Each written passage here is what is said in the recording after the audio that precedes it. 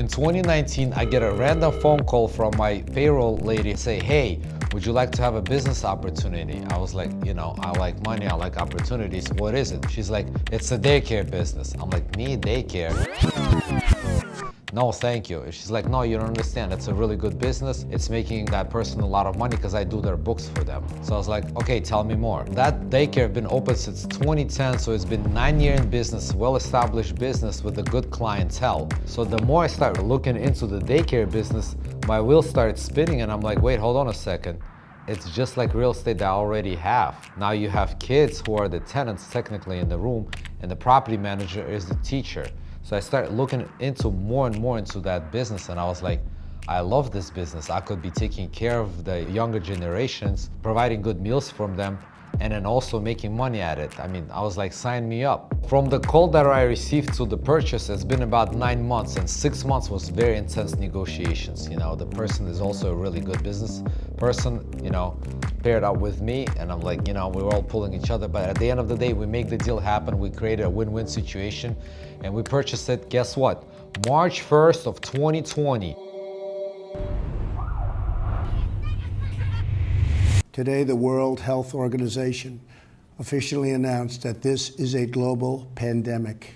And 1 week later, the whole freaking country shut down. So we did not panic. What we did is we were serving the meals to the kids' homes. We were able to still have our cooks come in to the closed facility, prepare the freshly meals, and to provide it to the children. We didn't have to do it, but we wanted to do it to make sure they understand we're in it with them and take care of the kids even when they were at home. So guess what? When we opened back up and the country went back to normal, all the parents, all the kids were so grateful that we did not forget about them and actually continue thinking of them, and we were able to provide whatever we could in the midst of the hardship. So when we opened up, we had a lot more kids, a lot more parents. The whole neighborhood knew about what we did. We were the only ones doing it in the neighborhood. So when we opened back up, we got more business than we were left with. Some of the challenges that I went into this business and I had to learn a hard way, I guess, if you will, is that I'm so used to dealing with man-dominated businesses like logistics. 98% of our drivers are male. Now I'm going to the business that are completely dominated by females. So guess what? When I was standing at the front desk, the parents were coming in.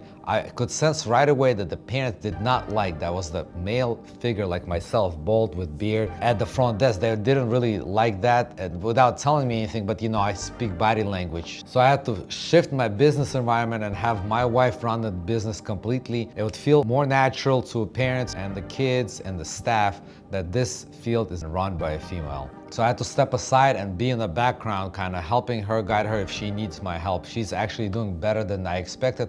She's probably doing better than me, to be honest with you, and completely taking the business on her own and being a full integrator for the business. So when I purchased the business, I was there full time for probably the first 6 months after we reopened the building. I was there learning the business again.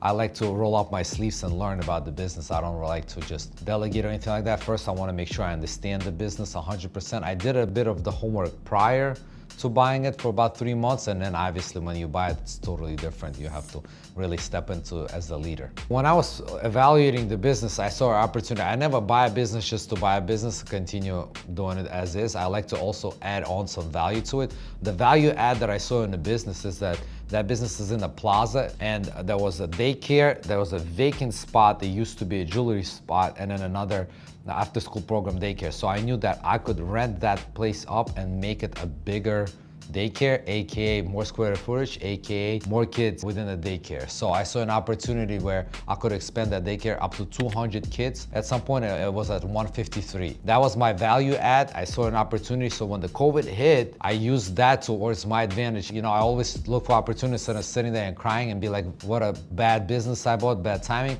I was like, while there's no kids, let me renovate the place so that when they do come back, it will be fresh, it will be newly renovated, and it will feel more like home. As far as the renovations are concerned, we definitely put about $50,000 more into the daycare to make sure it looks really nice and up to standard. Previous owner did not really have a good renovation. It takes money to make money, so I invested money to make sure the kids and the parents would love the facility. Number two, what I did is a lot of it was old school communication.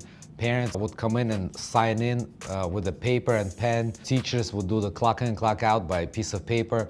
What I did is I invested in the software called Brightwheel. It's actually from Shark Tank that I saw that opportunity when I didn't have a business. I saw a Shark Tank episode about Brightwheel that teachers, parents, and staff are using for communications. So I bought that software for our daycare, and now every parent gets a picture of their child every day and also gets any updates about the child throughout the day, what they ate, how many hours they slept, and so on and so forth. It's a communication tool, it's a payment processing tool.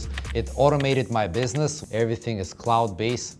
It's excellent for your business. What we also did was make sure that this facility is fully secured. We installed like buzzed-in doors so nobody can just come in and open the door. When I go into the business, I think about what would I like to have as a customer. I think as a parent of a child, why would I bring my child to this daycare? If you start asking yourself these questions, trust me, you'll get a good business model, something that people want. What's the pain points?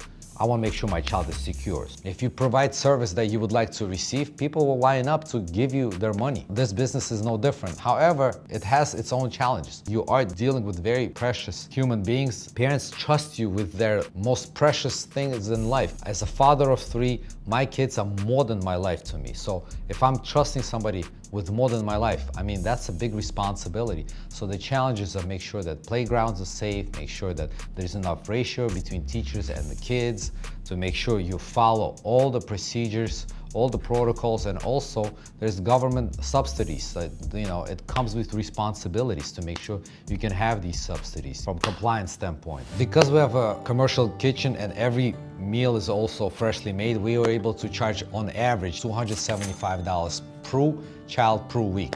We have 200 kids under one roof. That's $55,000, roughly, give or take, per week. You times it by 52 weeks a year, and that's roughly close to $3 million a year in annual revenue. So that business could be lucrative if you set it up right, but make sure that you're not cheap about it. Again, you're dealing with kids. You don't want to be cheap. So if you provide services, money will come. You don't really make money on the food. However, that's the service that you provide. So if think about it again, I'm thinking as a parent, if I have my children, would I bring it to the daycare that doesn't have a kitchen, so they just gonna give them crackers? Will I bring them to the commercial kitchen, freshly made food? It's not a money maker, but it's a difference maker. This could be applied for any business. So if you think about it, just like, what are the pain points for the customers? So always think about the value that you're giving, even if it's the same price.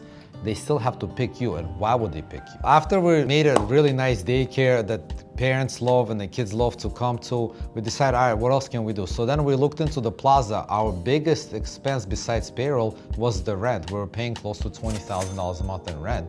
So I'm like, why don't we just buy the whole freaking Plaza? So that's what we end up doing. Vaz and I, we just bought the whole Plaza, and now we're the largest tenants on the Plaza, and we have nationwide tenants there as well. We're the only non-nationwide tenant in the whole Plaza. So it was a good investment after all.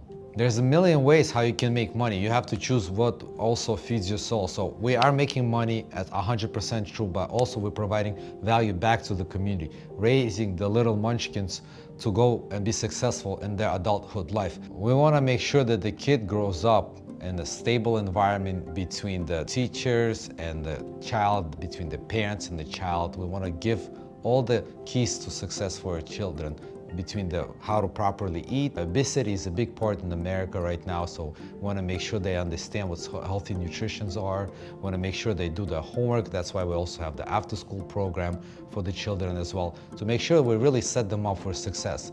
And of course, we have to make money at it as well, as because we are for business, for profit, and have to have the doors open. And I'm very proud to say that whenever we purchased our business from a previous owner, their average salary for the entire daycare was $8.15, and we were able to more than double that to $18.25 right now. Doing great. You're the best. Your business is my business too. Of course, of course. At the end of the day, we're able to create win-win situations. Number one, the parents and the kids able to go into a better daycare. When we purchased it, it was 1-star daycare. Now it's at 4-star daycare, the highest level possible. The teachers went from making $8 an hour to $18 an hour.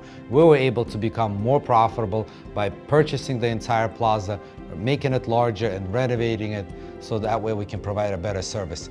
We love creating win-wins. I hope you enjoyed this video. If you did, I hope you liked it, subscribed, and see you guys soon.